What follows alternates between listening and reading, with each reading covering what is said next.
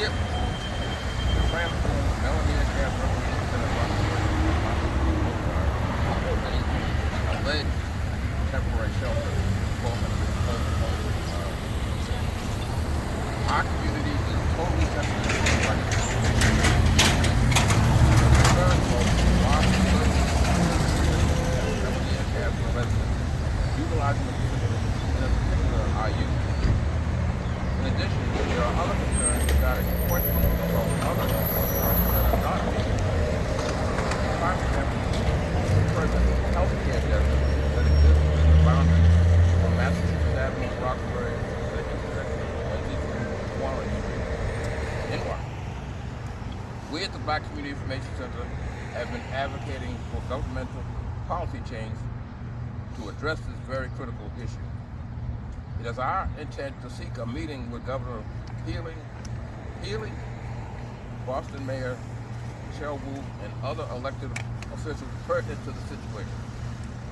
The discussion will focus on obtaining required monetary support needed to fund Nubian Health Clinic 1 and 2 that would be in Union Square, Roxbury, and close proximity to Warren and Quincy Street, respectively, to provide vital health services to residents in need.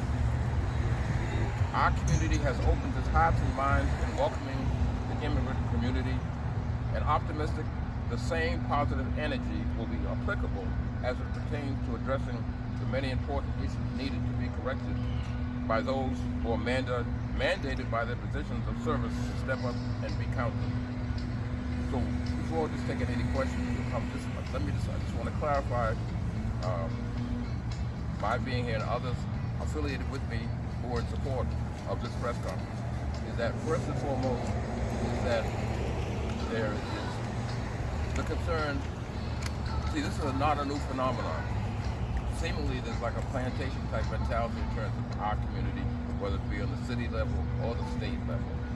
And so this situation here is just a latest example. You know, we're talking about the Shattuck Hospital situation. They're talking about possibly 850 folks with addiction. Now, we're sensitizing the possibility of having 850 folks at the Shattuck. We've got the situation with the John D. O'Brien High School, where they're saying we want to move it to West Roxbury because of the fact that it presently cannot accommodate what we'd like to do with that school. We've identified Mr. David Lee, nationally known architect, Roxbury-based, who said, I can do this. We've reached out to the mayor's office, got no response. So, you know, it's just on and on in terms of the disrespect, where we're just told, this is what we're going to do. And so the reason why we're standing here today is that, first of all, we're sensitive to the needs of the immigrants. We're not here to criticize the immigrants. We understand, you know, what they're going through. But the bottom line is that we're tired of being dictated to as it pertains to what happens in our community.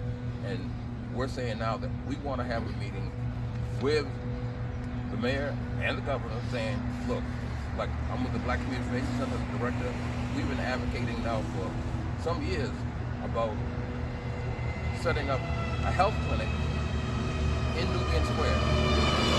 Like that D7, that district is the least served medically in the city. We've got no response whatsoever. So now we're saying we want a clinic with pharmaceutical capabilities, not only in Nubian Square, but also where the Walgreens that just closed up there at Quincy and Warren. So just want to make it very clear that we're not here to criticize the situation with regards to the flight of the immigrants. We're here to say that we're tired of being dictated to in terms of, well, this is what we're going to do, and take it or leave it. We don't care what you think or what we feel. We want to change that phenomenon. So with that, questions? Can you address the flip side? There are some local businesses who some is benefiting. They're getting business. They're providing food and other needed services here. Things that they might not otherwise have. Could you address the flip side that actually some are getting a benefit from the migrant thing? Well, let me just say, that's just a token gesture.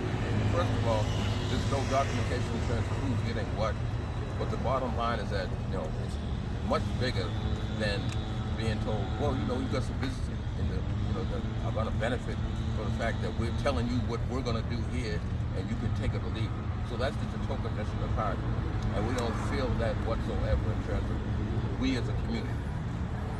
Siddiqui, you have a progressive governor, you have a progressive mayor, you have Tanya Fernandez Anderson representing this district, who all don't seem to agree with the level of your anger about this particular move. Do you think they're selling out the community you think you represent? No, well, let me just say that terminology, progressive, it all depends on how you define progressive. It might be progressive from the perspective of other folks, but first of all, let me just say that City Councilor Anderson, she's top-notch in terms of her advocacy for her district. I want to make that very clear. But when it comes to the mayor, she's developed a reputation of being disrespectful of the black community. And giving examples in terms of, like I said, the O'Brien, the Shadid, you know, just right on down the line, you know, like you got a situation where they just had a dedication of the Faneuil Library in Brighton, and the mayor was there cutting the ribbon under, I think it's $114,000 renovation, $1 million renovation.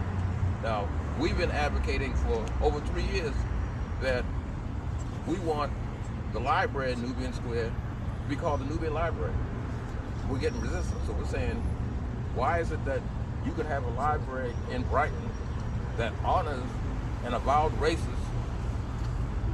centuries ago, but we as the black community say, this is, like I said, but it's not based on verbalization in terms of what we want. We've done the whole piece, community meetings, you know, everything you could think of, and the mayor's just ignoring us.